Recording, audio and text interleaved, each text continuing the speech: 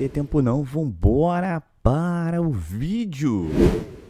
Pendente, né, para fechamento da rodada 2, mas de modo geral uma rodada 2 que mostrou que a Libertadores não é uma competição qualquer, não é brincadeira para todos os brasileiros que jogaram nesse meio de semana, incluindo para o São Paulo.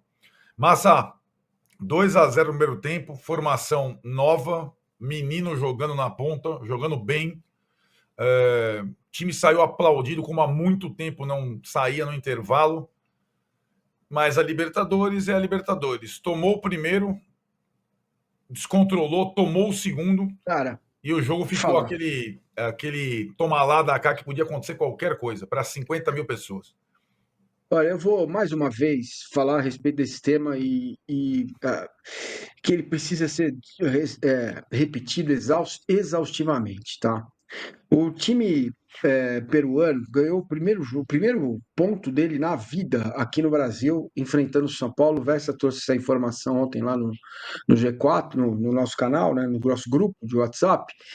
Porém, este time eliminou o Boca. Ninguém elimina o Boca assim tranquilamente, né? Ah, vai lá, elimina o Boca. Vamos lá, dos brasileiros que estão disputando a Libertadores, só um ganhou seus primeiros 2 jogos, o que dá uma medida de que essa competição é difícil, cara. Será que a gente não vai botar isso nunca na cabeça? Posto isso, óbvio que a obrigação do São Paulo era ganhar o jogo, e estava ganhando o jogo, e estava ganhando bem o jogo, com boas notícias. Horas, também é verdade, porque assim é a vida e assim é o futebol, certo? A vida é cheia de contradições. Eu não posso ser magro comendo tanto que eu como. Eu gosto de comer. Então, eu evidentemente sou gordo, certo? A vida é assim. O Barcos meteu uma bola na trave, cara, 2 minutos antes do São Paulo fazer o gol. Porque o futebol é assim, cara. E o Barcos, com 44 anos, joga o fino da bola, porque o time é preparado para ele, né? Então teve uma bola, meteu na trave. E a bola veio no rebote e o menino lá perdeu. Até aí o jogo do São Paulo era um jogo bom, mas na medida em que o time bota ritmo, vai lá, faz 1-0, 2-0, certo? Beleza. Aí vem o segundo tempo. O que o Zubeldia faz? Ele faz o que tinha que fazer. Ele precisava melhorar um pouco o lado esquerdo dele. O Ferreirinha estava pedindo para sair. Já tinha perdido o Arboleda por contusão muscular. Olha quantas contusões. Viva o campeonato estadual, né? Lucas e Oscar estão fora porque jogaram o estadual à Vera. Certo? Viva o estadual. Vocês não gostam do estadual? Entendeu? Vamos nessa aí, ó. Aplaude aí o estadual. Então, a prerrogativa de que a culpa é do Zubeldia, ela é falsa. Ela é falsa. A culpa é do sistema todo, de toda a atmosfera que envolve o São Paulo. É óbvio que o torcedor vai justificar a entrada do lateral esquerdo lá, esqueci o nome dele, que entrou muito mal. O Wendel, ele entrou muito mal. O segundo gol é uma aberração. Você tem 2 caras para marcar o lado esquerdo, o sujeito cruza tranquilamente. E aí é o Marcos Antônio que está marcando lá com 1,66 m. Tem como. Agora, por que é o Marcos Antônio que está marcando lá? Porque o São Paulo não tinha dinheiro para contratar outro volante, porque perdeu o Pablo Maia machucado. Será que não dá para analisar isso ou só colocar na conta do treinador? Óbvio que a responsa é dele. Ele é o cara que comanda o São Paulo. Não dá para minimizar também, né? Mas o empate no final não foi de todo ruim, né? Não foi de todo ruim, porque o São Paulo ainda está lá, está bem colocado no grupo, é o segundo. Ora, óbvio, ele vai ter que jogar com a Aliança fora, e aí pode ser uma decisão para ele, e de certa forma ele traz o Tadjeres de volta, porque não se despreza time argentino em crise, demitir o treinador, mas que pode se recuperar no grupo. Então é óbvio que diante de 50 mil pessoas, com tacógrafo e tudo, tacógrafo não, como eu falo aqui, o negócio que mede lá, o topógrafo e tudo, com a festa que o São Paulo fez, certo? A coisa funciona. A coisa pode funcionar ainda. É óbvio que o resultado em si, ele não foi bom. Você tá depois de completar a análise de vocês, é sempre bom ouvir gente que está observando com um pouco de distanciamento, como vocês dois colocaram as coisas aí, né? Então, o estádio, né? A torcida fez a recepção do topógrafo lá preferido do Massini, foi bem legal, etc e tal, que exigiu uma mobilização muito grande, e isso teve uma influência, inclusive, no segundo tempo. Eu vou explicar para vocês vão entender que vocês são caras que vão ao estádio. O primeiro tempo, com a escalação surpreendente do Lucas Ferreira, de fato funcionou bem, embora o Massa tenha falado, não que o Aliança tenha jogado mal o primeiro tempo, o Aliança teve chance de abrir o placar, jogou bola na trave, mas o São Paulo ele conseguiu ir bem pelo lado esquerdo com Ferreirinha e Enzo, pelo lado direito com Ferreirão e Ferrarese, e pelo centro com Marcos Antônio fazendo sua melhor partida até então com o Luciano. O São Paulo teve volume em todos os setores do campo e chegou aos 2-0. Aí, o meu testemunho, tô lá sentado na arquibancada, todo mundo desmobilizou. Começaram a pensar a torcida, começou a pensar no próximo jogo, o Cruzeiro, será que tem... quanto que tá o saldo não sei quem? O Racing perdeu, dá para fazer melhor campanha, vocês entendem? Vocês entendem? Aí a primeira situação, o time volta sem o Arboleda. E aí, o Arboleda é mais ou menos um sinônimo de baliza zero para o São Paulo, né? Ele é um jogador... o Alan Franco sofreu com o Barcos, pela experiência do Barcos, pela proteção. O Arboleda, não. Né? E a dor muscular do Arboleda, você pode interpretar de duas formas. Talvez, se tivesse 0-0, ele continuasse no jogo. Certo? Então, a própria saída do Arboleda, que vai até o intervalo, já é um indício que está 2-0, né? E você entendem? Pequenos... E aí até a torcida entoar o primeiro canto na volta, demorou um pouco. Aí a primeira bola, o Ferreirinha, que foi o cara do primeiro tempo, tentou dar um chapéu com a bola no chão para trás. Vocês entendem como é que é o jogo, né? A sensação de que já tinha vencido o jogo do público e de todos os jogadores. E talvez também do treinador. Aí é perfeito o que o Vessone está falando. O Ferreirinha, eu estava assistindo o jogo em cima do Ferreirinha no segundo tempo. O Ferreirinha pediu para sair. Ele abaixou umas 2, 3 vezes. E aí eu não posso me eximir.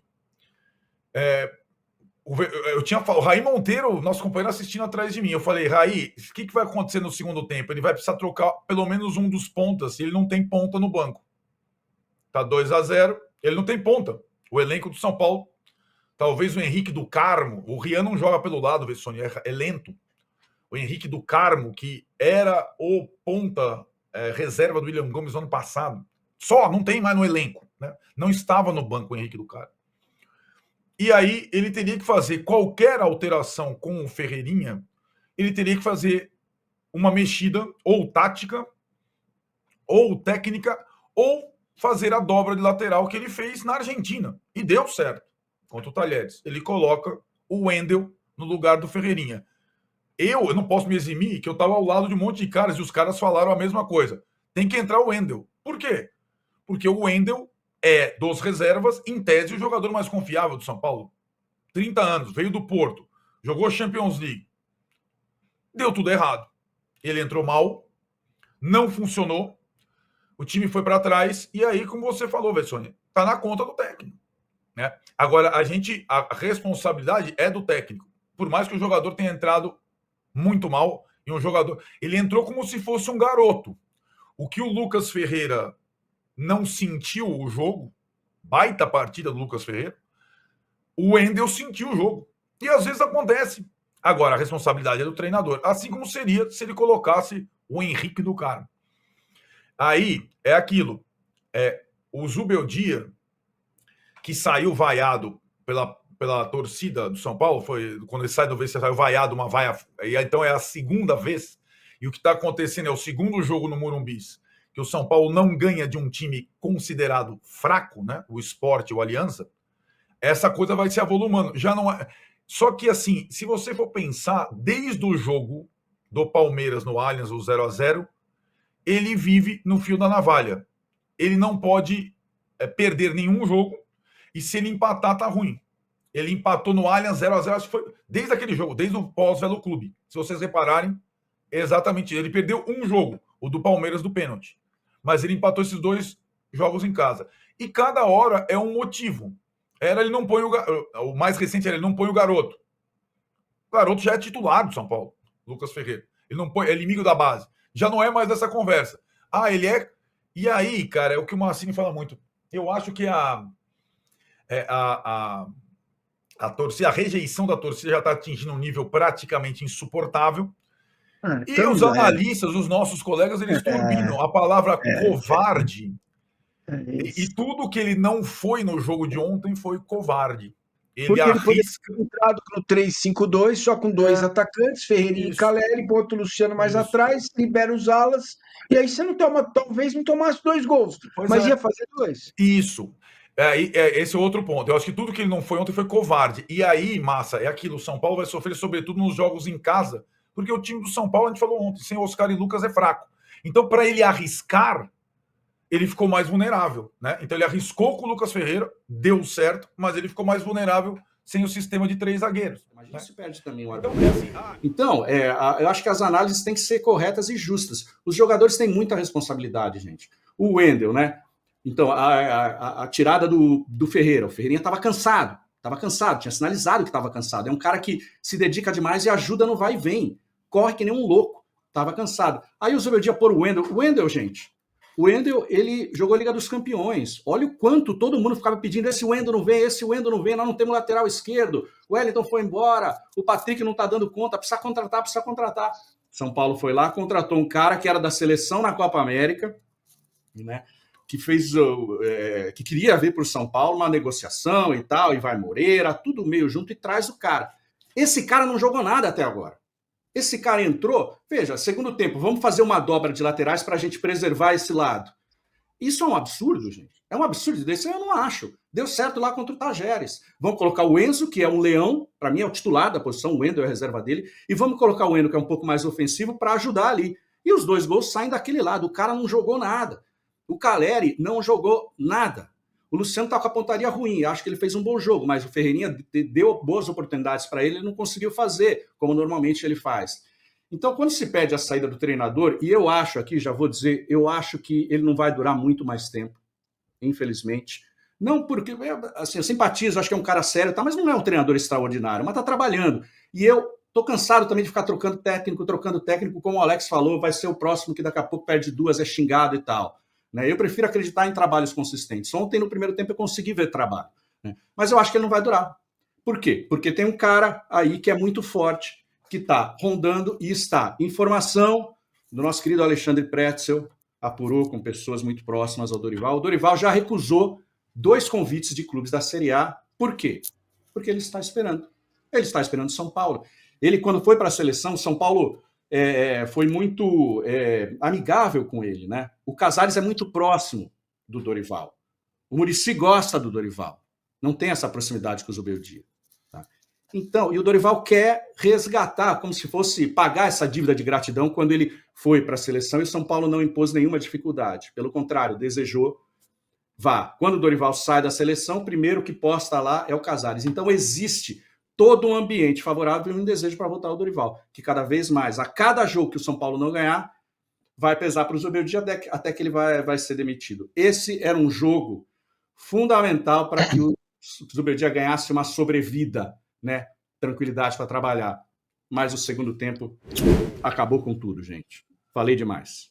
Empatou ontem, estava vencendo, Morumbi lotado, uma vitória que praticamente engataria ali a classificação no grupo, ficaria só com o Libertad ali, que tem já 6 pontos, com 2 confrontos diretos, um em casa, um fora, para você poder de repente matar essa série e classificar em primeiro. Aí o São Paulo leva o empate, né, e fica com esse gosto amargo, esse gosto de derrota. Vaias no Morumbi ontem depois do jogo e muitos questionamentos, né, principalmente em relação às escolhas do Zubeldia nas substituições, quando tira o homem gol, né, ou o cara que fez os gols do São Paulo, Ferreirinha, e coloca o Wendel lateral na segunda linha pelo lado esquerdo. Muitos questionamentos, escolhas, decisões do Zubeldia colocadas em xeque, né? E aí começa o trabalho de apuração. Já ontem à noite eu já tinha a informação de que o Zubeldia não iria ter qualquer tipo de pressão ou qualquer tipo de situação de troca depois desse resultado no Morumbi contra o Alianza Lima, né? né,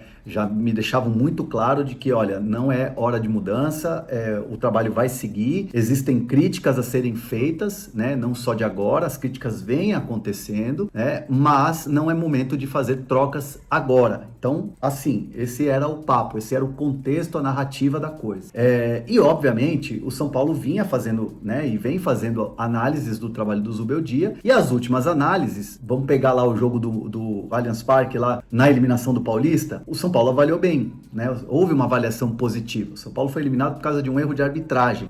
No Campeonato Brasileiro, quando engatou, teve ali um resultado ruim, mas logo depois, né, o São Paulo fez um bom jogo contra o Atlético Mineiro, também teve uma questão de arbitragem ali que atrapalhou o São Paulo. E o jogo de estreia na Libertadores foi com vitória fora de casa contra um adversário difícil, um argentino e tal, com o time sendo desfalcado demais, como vem desfalcado demais, e também com uma questão importante que algumas escolhas táticas ali do Zubeldia que surtiram efeito. Então, vinha se fazendo uma análise criteriosa, jogo a jogo, né? Havia uma pressão, é bem verdade, só que sim, as análises eram mais positivas do que negativas. Agora, se tem uma análise, claro que houve um erro, né? A análise da direção do São Paulo é de que houve erro na tomada de decisão, era um jogo ganho, era um jogo que estava ali na mão do São Paulo, o São Paulo deixou escapar. E isso vai ter, claro, cobrança no sentido assim de acompanhar, de analisar, mas não a ponto de você chegar hoje e falar assim, Zubeldia, bora, tchau, Dorival, vem pra cá. Aí entra a segunda parte da apuração que eu quero trazer para vocês. E, obviamente, respeitando muito sempre aqui as apurações dos colegas e tal, mas, assim, a resposta que eu tive sobre Dorival já estar engatilhado, Dorival já ter um acordo ou pré-acordo, a resposta foi muito assim, não precisa fazer um exercício muito grande de reflexão para ver que o Dorival é um cara que tem uma memória recente muito grande com o torcedor de São Paulo, com o próprio clube, de ganhar uma Copa do Brasil. Dorival sempre esteve presente no São Paulo, né? Não só quando tinha visitas da comissão técnica, conversas do presidente quando foi chefe de delegação com a seleção brasileira, então sempre teve uma proximidade do clube com o Dorival, mesmo com a saída dele, né? Pela relação que foi construída. Naturalmente, quando se tem uma pressão em cima do técnico e você tem um Dorival que está livre no mercado, você coloca o Dorival como uma sombra. Isso a gente vem falando já, não é de agora. Dorival seria uma sombra natural para o Zubeldia se saísse da seleção brasileira como saiu. Só que o que me garantem é que não tem assim um pré-acordo, né? E até me falaram, pô, você acha que o Dorival, que é um cara, né, que saiu da maneira que saiu da CBF, chateado, né, queria ser o técnico da seleção brasileira numa Copa do Mundo, iria fazer um pré-acordo com um técnico empregado? Foi a resposta que me deram, foi o argumento que usaram. São Paulo também não iria procurar, tendo ali um técnico ali já ainda sob contrato e muito desse discurso de que o São Paulo gostaria de que o Zubeldia desse a volta por cima, de críticas e tal, não faria sentido. Bom, estou trazendo aqui informações das fontes que eu colhi e apurei hoje cedo e desde ontem à noite. Então,